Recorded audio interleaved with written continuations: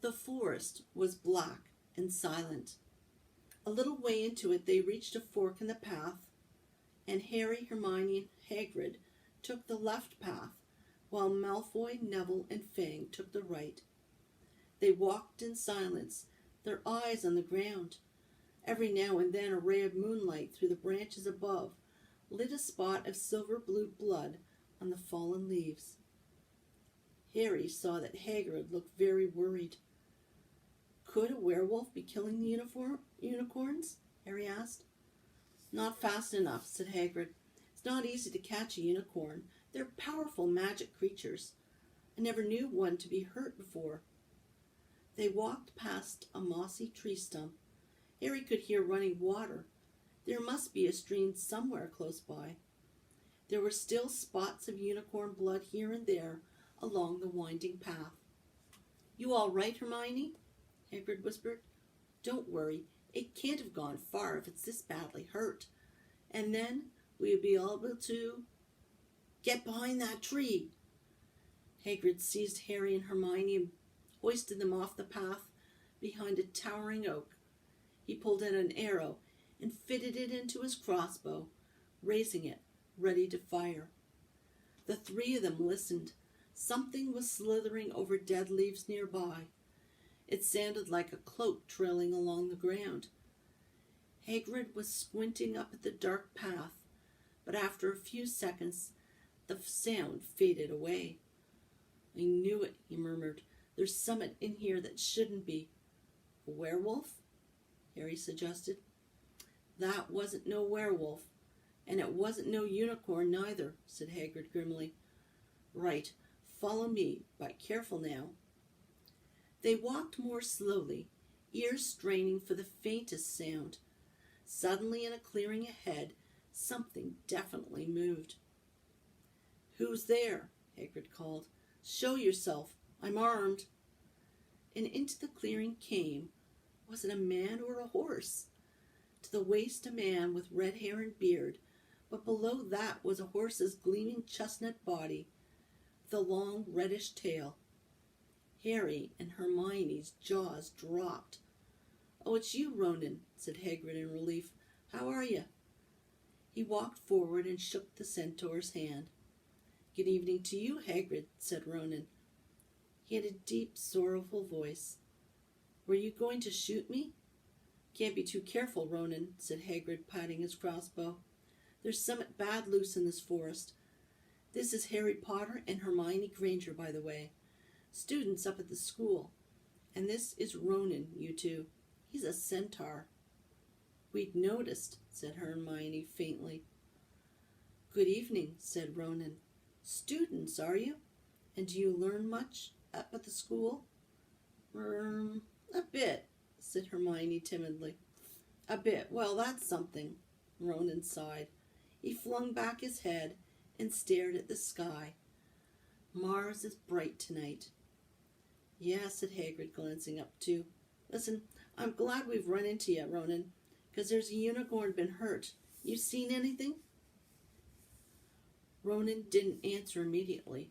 He stared unblinkingly upwards, then sighed again. Always the innocent are the first victims, he said. So it has been for ages past. So it is now. Yes, said Hagrid, but have you seen anything, Ronan? Anything unusual? Mars is bright tonight, Ronan repeated while Hagrid watched him impatiently.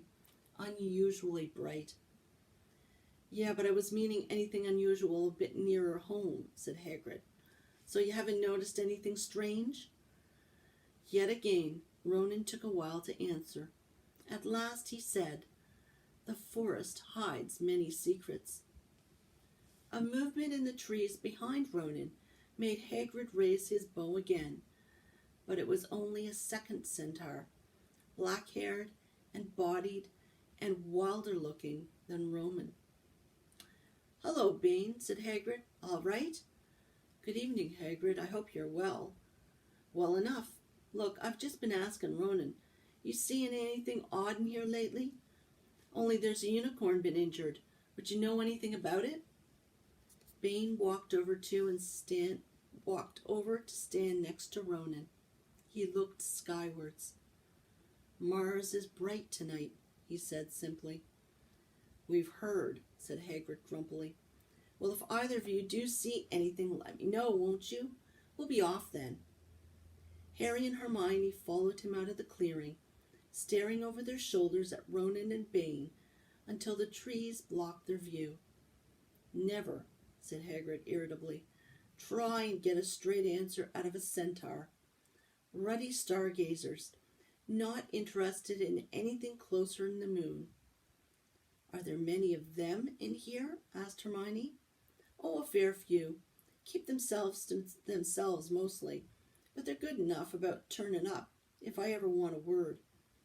They're deep-mind centaurs. They know things. Just don't let on much." "Do you think that was a centaur we heard earlier?" said Harry. "Did that sound like hooves to you?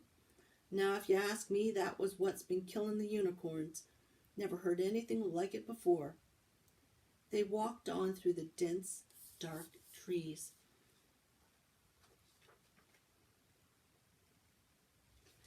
Harry kept looking nervously over his shoulder.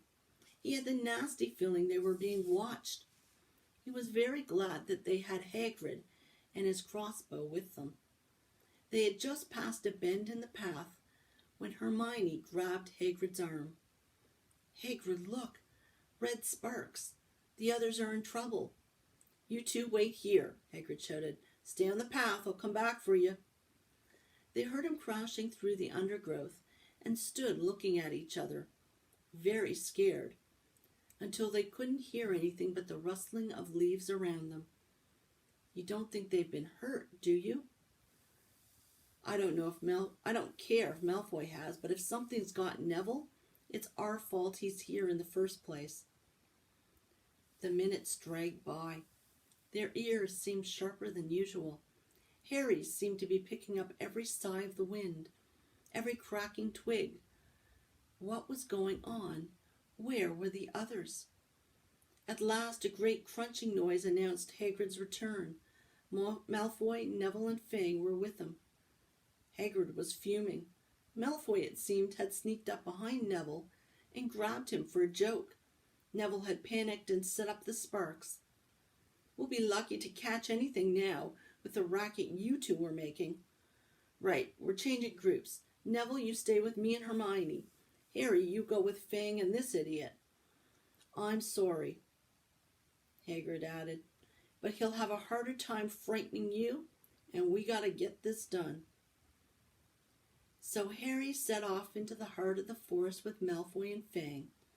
They walked for nearly half an hour, deeper and deeper into the forest, until the path almost became impossible to follow because the trees were so thick. Harry thought the blood seemed to be getting thicker. There were splashes on the roots of a tree, as though the poor creature had been thrashing around in pain close by. Harry could see a clearing ahead through the tangled branches of an oak tree. "Look," he murmured, holding out his arm to stop Malfoy. Something bright white was gleaming on the ground. They inched closer.